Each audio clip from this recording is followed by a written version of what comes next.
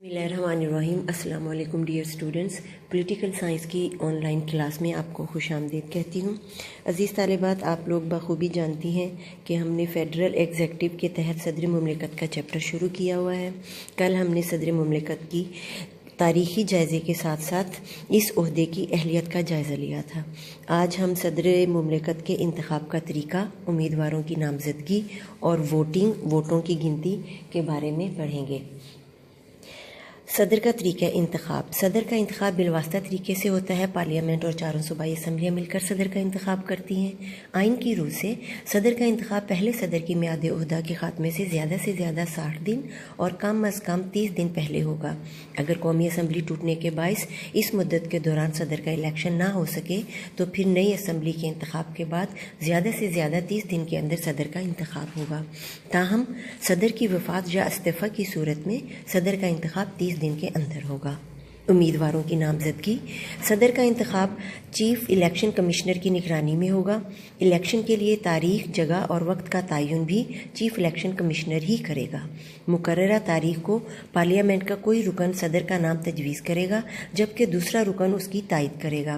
कागजात नामज़दगी दाखिल हो जाने के बाद अगर वाहिद उम्मीदवार हो तो कागजात की जाँच पड़ताल के बाद उसे कामयाब करार दे दिया जाता है। अगला मरहला है वोटिंग का। 2 या 2 से ज़ायद उम्मीदवारों के कागजात नामज़दगी दुरुस्त पाए जाने की सूरत में उनके नामों का ऐलान कर दिया जाएगा। मुकर्ररा तारीख को चीफ इलेक्शन कमिश्नर की दरख्वास्त पर पार्लियामेंट और सूबाई असम्बलियों के इजलास मुनक्किद होंगे। ये भी मैंने आपको बड़ी तफसील से समझा दिया था कि पार्लियामेंट और चारों सूबाई असम्बलियाँ सदर मुमलिकत के ओहदे का इंतखाबी इदारा है। पार्लियामेंट के मुश्तरका इजलास की सदारत स्पीकर कौमी असम्बली करेगा, जिसकी निगरानी चीफ इलेक्शन कमिश्नर का मुकर्रर करदा प्रिजाइडिंग ऑफिसर करेगा। राय दही का तरीका खुफिया होगा। बैलेट पेपर पर उम्मीदवारों के नाम हरूफ तहज्जी के एतबार से दर्ज होंगे। अरकान अपनी पसंद के उम्मीदवार के सामने निशान लगाएंगे।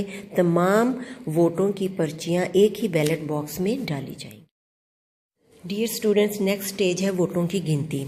इसको ज़रा ध्यान से सुनिएगा, ये समझने से ताल्लुक़ रखता है। सदारती इंतखाब में उम्मीदवारों के पार्लियामेंट और सूबाई असम्बलियों से हासिल करदा वोटों को जमा करके नताइज का ऐलान कर दिया जाएगा।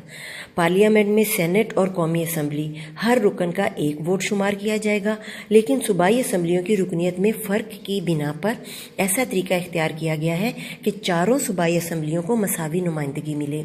इसके लिए हर सूबाई असम्बली से सदारती उम्मीदवार के हासिल करदा वोटों को बलूचिस्तान असम्बली के कुल वोटों से ज़रब दी जाती है और मुतल्लिका सूबाई असम्बली के कुल वोटों की तादाद पर तकसीम कर दिया जाता है। वोटों की गिनती के सिलसिले में जो अभी मैंने आपको फार्मूला और उनकी तरीक़ाकार बताया, इसको अब आप फार्मूले की मदद से समझ लीजिए कि मसलन अगर कोई उम्मीदवार पंजाब असम्बली से 125 वोट हासिल करता है तो वोटों का फार्मूला इस तरह होगा। ये मैंने स्लाइड पर भी लिख दिया है, इसको आप देख भी लें और समझ भी लें। पंजाब असम्बली से हासिल करदा वोट को आप ज़रब देंगे बलूचिस्तान असम्बली के वोटों से।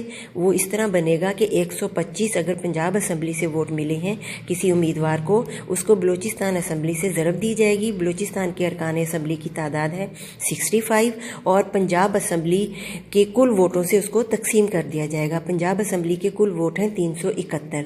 इसी तरह आपने ये फार्मूला हर सूबाई असम्बली पर अप्लाई करना है।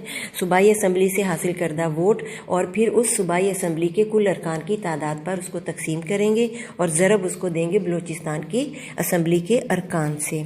इस तरह अगर हम पंजाब के फार्मूले को देखें तो पंजाब असम्बली से हासिल करदा वोट 125 है, जिसको बलूचिस्तान की सूबाई असम्बली के अरकान की तादाद पर तकसीम ज़रब दिया गया जो 65 है और उसको हमने तकसीम कर दिया है 371 पंजाब असम्बली के कुल अरकान के वोटों से। इस तरह वोटों की तादाद हासिल हो गई 22 वोट।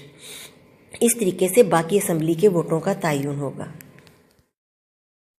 सदर मुमलिकत के इंतखाब के बाद सदर मुमलिकत के ओहदे की मियाद देख लेते हैं। आइन की दफ़ा 44 की रूह से सदर के ओहदे की मियाद 5 साल मुकर्रर है, लेकिन वो मुसलसल 2 बार से ज़्यादा अपने ओहदे पर फाइज नहीं रह सकता।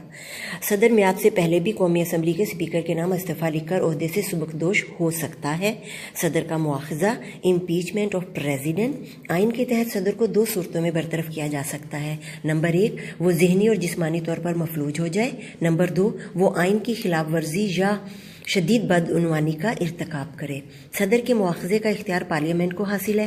پارلیمنٹ کے کسی بھی ایوان کے نصف ارکان متعلقہ ایوان کے اسپیکر یا چیئرمین کو نوٹس دیں گے، جس میں صدر پر لگائے گئے الزامات کی تفصیل بھی درج ہوگی۔ اسپیکر قومی اسمبلی نوٹس ملنے کے 3 دن کے اندر اس کی نقل صدر کو فراہم کرے گا۔ نوٹس ملنے کے بعد کم از کم 7 دن اور زیادہ سے زیادہ 14 ڈیز کے اندر اسپیکر پارلیمنٹ کا مشترکہ اجلاس بلائے گا۔ اجلاس میں تحقیقات کے بعد رائے شماری کرائی جائے گی۔ اگر پارلیمنٹ کے 2/3 ارکان صدر کے خلاف قرارداد کے حق میں ووٹ دیں تو صدر اپنے عہدے سے سبکدوش ہو جائے گا۔ قائم مقام صدر: کسی بھی صورت میں اگر صدر کا عہدہ خالی ہو جائے تو چیئرمین سینٹ قائم مقام صدر ہوگا۔ چیئرمین سینٹ کی عدم موجودگی میں یہ فرائض اسپیکر قومی اسمبلی انجام دے گا۔ صدر کے عہدے کا حلف: صدر اپنے عہدے کا حلف سپریم کورٹ کے چیف جسٹس کے سامنے اٹھائے گا، جس میں اپنے مسلمان ہونے کا اقرار، توحید، ختم نبوت پر ایمان اور ریاست و آئین سے وفاداری کا عہد کرتا ہے۔ صدر مملکت پابندیاں کیا کیا ہیں؟ لیمیٹیشنز فار دا پریزیڈنٹ: صدر مملکت پر کچھ اس طرح کی پابندیاں عائد کی گئی ہیں۔ نمبر 1، صدر کسی قانون ساز اسمبلی کا امیدوار نہیں بن سکتا۔ نمبر 2، وہ مرکزی یا صوبائی حکومت میں کسی نفع بخش عہدے پر فائز نہیں ہو سکتا۔ نمبر 3، اگر وہ اپنے انتخاب سے قبل کسی قانون ساز اسمبلی کا رکن ہو تو صدر منتخب ہونے پر وہ نشست خالی ہو جائے گی، صدر خالی کر دے گا۔ اب صدر کی مراعات کا جائزہ لے لیتے ہیں۔ صدر کو حسب ذیل مراعات حاصل ہوں گی۔ نمبر 1، دوران صدارت صدر کے خلاف کسی فوجداری یا سول عدالت میں مقدمہ دائر نہیں کیا جا سکتا۔ نمبر 2، اسے ذاتی فعل کی بنا پر عدالت میں طلب نہیں کیا جا سکتا، سوائے اس کے کہ اسے کارروائی شروع ہونے سے 60 روز قبل نوٹس نہ دیا جائے۔ نمبر 3، صدر کو سرکاری خزانے سے بھاری تنخواہ اور الاؤنسز دیے جاتے ہیں۔ نمبر 4، صدر کو عالی شان رہائش، آمد و رفت کی سہولتیں، عظیم سیکریٹریٹ اور دیگر کئی سہولتیں حاصل ہوتی ہیں۔ عزیز طالبات، یہ تھا آپ کے صدر کے متعلق ان تمام معلومات جو آپ تک پہنچائی گئیں۔ انشاءاللہ صدر کے اختیارات اور فرائض کا جائزہ ہم اپنے اگلے لیکچر میں لیں گے۔